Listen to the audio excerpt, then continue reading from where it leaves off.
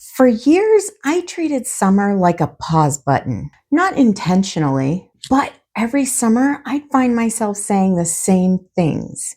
I'll work on that later. I'll deal with that in August. I'll focus on systems after vacation.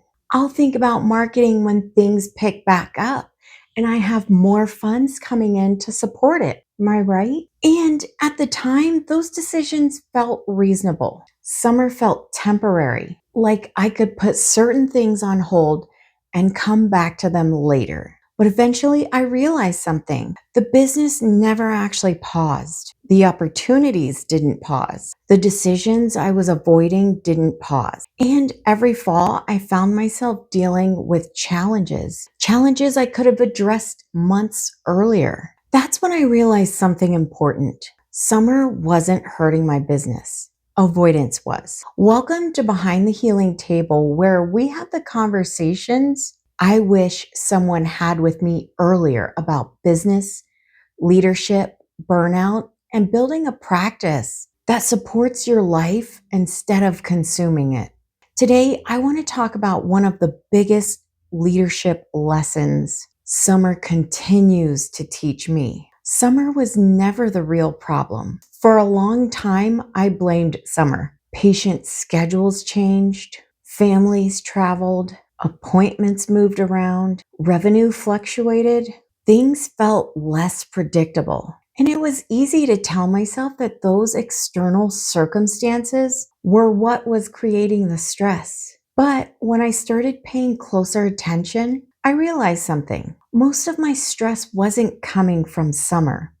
It was coming from what I was postponing, the conversations I wasn't having, the systems I wasn't building, the decisions I wasn't making, the improvements I knew needed attention, but kept pushing into the future. Summer became my excuse. And because summer felt temporary, it was easy to justify. Now, maybe you've done this too. I'd tell myself, things are slower right now. I'll focus on that later. I'll revisit that in September. I'll get serious again when summer is over. The problem was that September always arrived, and somehow all the things I had delayed were still waiting for me. Except now they were more urgent. The patient communication issue was still there. The scheduling problem was still there. The workflow challenge was still there. And the marketing plan still wasn't built. The systems still weren't documented. Nothing disappeared.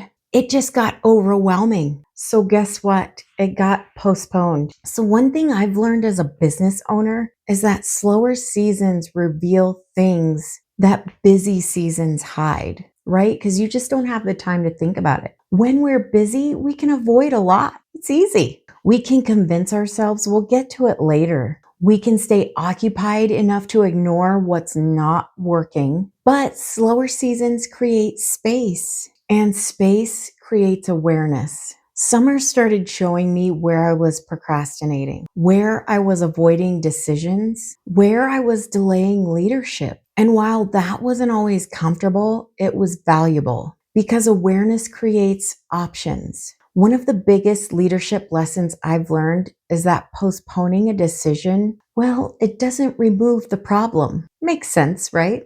It usually just makes the problem bigger later. I think many practitioners assume leadership is about making the perfect decision. I found leadership is often about making the decision before it becomes an emergency, addressing the issue before it grows, planning before panic appears. And yeah, there's uncertainty, but you don't know until you try. And failure is learning. It's not failure. Preparing before pressure arrives. That's what leadership looks like in real life. Not perfection, preparation. Now, most of us became practitioners because we wanted to help people.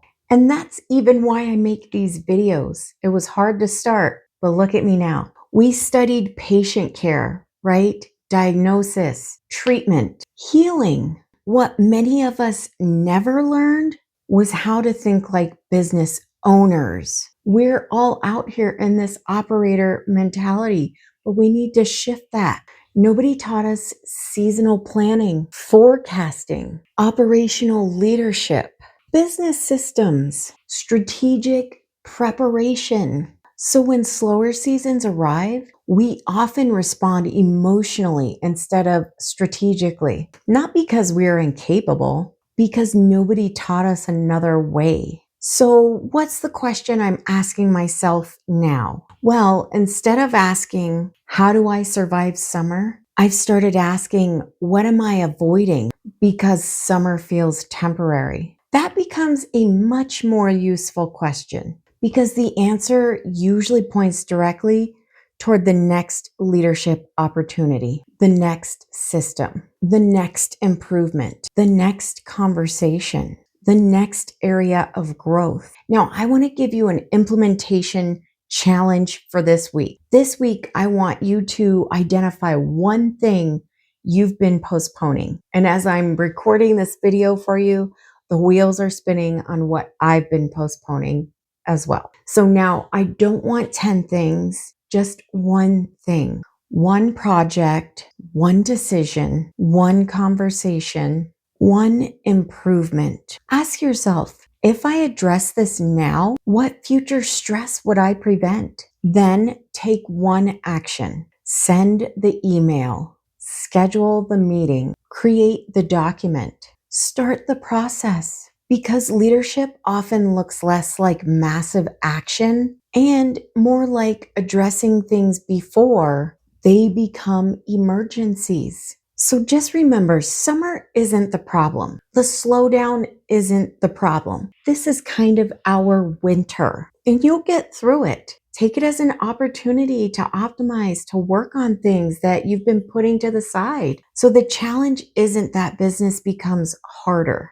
The challenge is that slower seasons often expose what we've been postponing. So embrace it. And honestly, this is one of the greatest gifts summer has given me. It's helped me see where I've been delaying decisions that could make my business stronger. Because every time we stop postponing and start leading, we create more stability, more confidence, more sustainability, and ultimately a business that supports our lives instead of consuming them. So just remember, there is a patient for every practitioner. Until next time, keep learning, keep growing, and keep building a practice that supports you as much as you support your patients.